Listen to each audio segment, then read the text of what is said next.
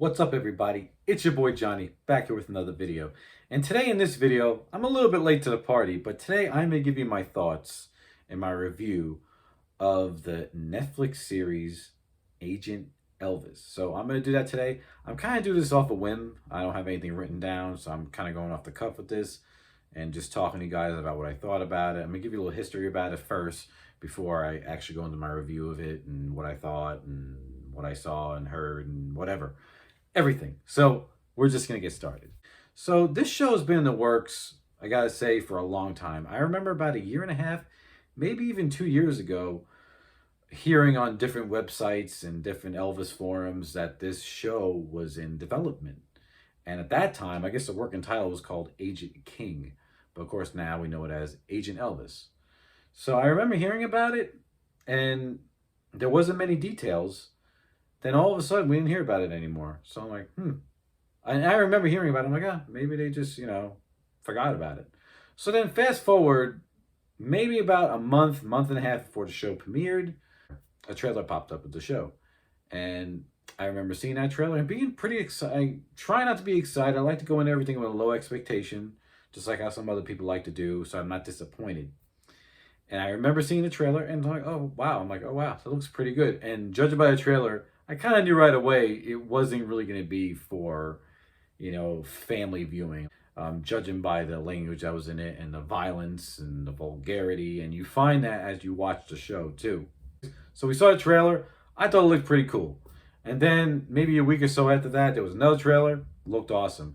And then they started doing promotional videos on YouTube through Elvis's YouTube channel.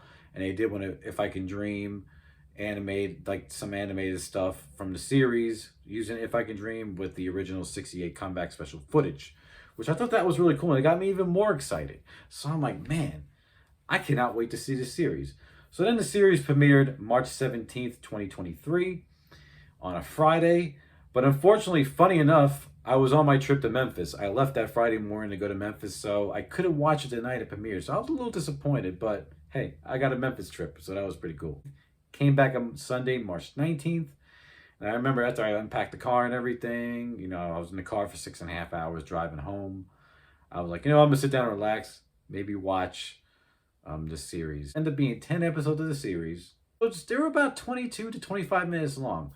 But that night when I got home, I watched 8 out of the 10. So I kind of binge watched it a little bit. And then the next night, I watched the last 2 episodes. But, this review's been a little bit of a long time coming. A lot of people have already done a review of it already. So, actually, just recently, in the past week, I did rewatch the whole series again. And, of course, when you watch something for a second time, you hear stuff you didn't hear, or you see stuff that you didn't see. And that actually happened with me when I watched this series. So I'm going to just tell you what I remember and what I thought, and give you my opinion on the show. All right. So the show, again, it's not necessarily aimed towards everybody. This show, right off the bat, in case you haven't seen it, I'm sure you have if you're watching this, you probably have. It had a lot of vulgarity. It has even some nudity, some violence, crude humor, drug use, all these gore, from a lot of gory parts. So yeah, and a lot of foul language. And a lot of people, I think, your average audience, you wouldn't sit here and watch as a family, and I don't think some people out there wouldn't want their kids to see it. So it's really adult themed cartoon. But there's a lot of that stuff in it, but it doesn't ruin it for me. That kind of stuff doesn't offend me because it just doesn't. I'm just not that person that easily gets offended.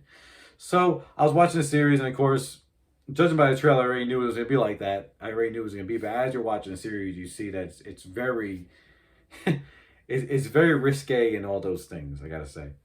I just want to talk about the animation style. The animation style, I thought was great. And the way Elvis was animated, right at the bat, I'm going to tell you, Elvis was animated great. And it's funny, because I remember reading an article about, there was a magazine or a news article. Somebody reviewed the show, and they actually described it the same way that I did. But it really did remind me of that show Archer, and it's something that looked like would appear on Adult Swim. And I thought that right away. But I love right at the bat, I gotta say, I love how the show was animated. I thought it was really cool how it was animated, and the way they animated Elvis with the sideburns and his hair and his look, I just thought was really cool. I thought it was great. Really thought it was great. Next, I would like to talk about the voices. The voices of the show, I thought there were great choices. Now, right off the bat, he has a pretty distinct voice. The one who played Elvis was Matthew McConaughey. And I liked it. I think Matthew McConaughey's voice fit well with Elvis. But what made it funny to me is he's not trying to sound like Elvis. Matthew McConaughey does sound like Matt. He just sounds like Matthew McConaughey. And to me, Matthew McConaughey always has that he has like that wise ass, smart ass voice. I always thought that about Matthew McConaughey. But I thought he was a good fit for Elvis for some reason. For some reason, I just thought it was funny and it fit. The show also, during the series, it starts on episode 1. This looks like, I don't want to give any spoilers away, but I'm sure a lot of people who were watching this probably already seen the series. But it starts on episode 1, starts with Elvis doing his 68 comeback special. To the 10th episode going to January of 73, right before Elvis does his Aloha from Hawaii special. So it takes place in that time frame. And when you watch the show, it's really cool because there's a lot of Easter eggs. There's a lot of stuff affiliated with Elvis in the show. You just, all the little details, I thought it was just great in the show. Like, for example, there's a part where Elvis is driving in a car, in his own car, and it looks like his black Stetson Hawk that he owned in real life. Now, do they say that's what it is in the show? No, but if you look at his car collection and if you look at the car animated in the show, it obviously is Elvis's black Stetson Hawk. So I thought that was really cool. And then, of course, one of the main characters in the show, and he probably makes it the most vulgar, is Scatter the monkey. But he was probably the most vulgar thing in the show that made the show the most vulgar. That made all the show like that. But yeah, it just goes through a little time in history. Really, that's the only way I can really describe it. And there's funny humor in it. Maybe some stuff that younger people wouldn't understand, even the college, the college. I guess you could say age group. I can see the college age group watching this type of show. I wouldn't think they'd really be offended or mind watching that type of stuff. But there's probably some stuff in there that they wouldn't understand, like when Elvis, I think it's the second episode, when Elvis is playing Vegas. And at the end of, when he gets off the stage, you see Sammy Davis Jr., I think you see Dean Martin. And they didn't say his name, but one guy is animated like Don Rickles, which I thought was hilarious. But I think a lot of younger people wouldn't know those people, especially not Don Rickles. But you just see images. You see images of the Colonel in there. Other people that were in the show. Actually, you see images of, the first episode had Charles Manson, and Elvis like kicks his ass, which I thought was really cool. And you see Howard Hughes in it, and the name slips my mind, but you see a guy that really got LSD started in it, and you see Woodstock in there, and it's just really cool. It's just really cool. It does some stuff in history in there. My favorite part of the show, I would have to say, is, if I had to choose one, I really did enjoy. There's an episode when Elvis goes beats his pimp's ass. I think he was like selling drugs or something. And Elvis like kicks his ass and he steals his suit and he meets up with the drug dealer who's distributing I think it was cocaine. Yeah, distributing cocaine drugs. And I like that episode a lot. And I also like the episode, of course, with Elvis and Nixon, which was really cool. And then Elvis basically, he's, I guess, sort of volunteered to be part of this organization called TCB. And Elvis is part of the organization. And then they used Agent King as Elvis's name for the organization. His name is Agent King. So I thought that was pretty cool that they still incorporated that. And they just incorporated things. And during the show, Elvis has like flashbacks. He was called Project Tupelo, which, of course, Elvis was born in Tupelo, Mississippi. I guess it goes back to Elvis in his army days, and stuff just starts unfolding with the leader of the TCB organization, who is played by, I know I'm going to say his name wrong. His name is Don Cheadle. I want to say that's his name. He was in the Iron Man movies as War Machine. So it just unfolds. I don't want to give too much away, but in a nutshell, people, I really enjoyed the series. I'm the type of person that's not easily offended. Now, I know a good amount of people do not like the show because of the vulgarity. During the show, 2 episodes were dedicated to people who aren't with us anymore. The first episode was dedicated to Lisa Marie Presley, and then the second episode was dedicated to Ronnie Tutt, which, from what I understand, a lot of people were offended that in that episode with Ronnie Tutt, because in the beginning of the episode, Elvis he's like hallucinating, having flashbacks, and he kicks Rodney Tutt's ass. And actually, in this voice casting, that was really Ronnie Tutt's voice. So I thought that was really cool. Priscilla appears in the show. You know, she has to appear in the show. I kind of felt that Priscilla wasn't really relevant in the show. And you only see Priscilla Presley in it a couple of times. Then by 10th episode, it goes up to 1973. And I don't know, man. From what I gathered with Priscilla, it's like she was hinting at divorce. It showed in the show, which I thought, that was a little unnecessary, but it sounded like she was hinting for a divorce, because of course that happened in real life. And then at the end of the series, the way it ended, it kind of like keeps you hanging. If you watched it, you know what I mean. It could go many different ways. It looked like there could be another season, and it looks like it could be another season. From what I gathered, either Elvis saved the world and he was fine, or Elvis actually died saving the world, because Don Cheadle said, "Oh, we're gonna need another Elvis." I can't remember the name of his character in the show, but he's like, "Oh, we're gonna need another Elvis." And then it goes to Elvis holding this rock, what do you call it, spaceship, coming towards the Earth, and his helmet's cracking, but then it ends like that, and the series is over. I just want to add into my review the music that was in the show.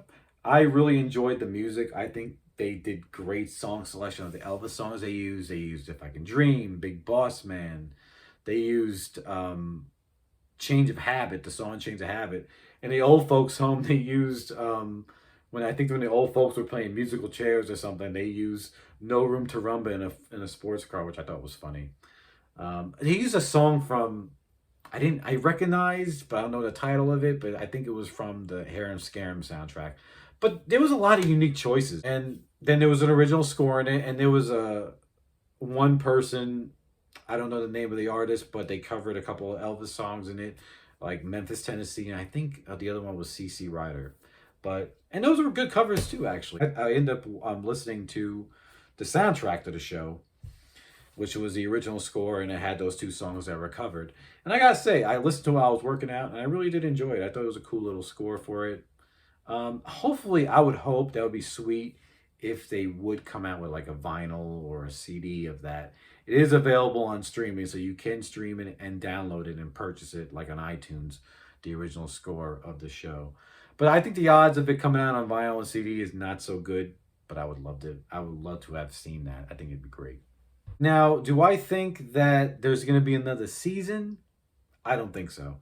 I think it's just a one-off thing. Because I noticed even watching the show, it didn't even appear in the top 10, like, of the most popular things that are playing, that people are watching on Netflix. It didn't even appear there.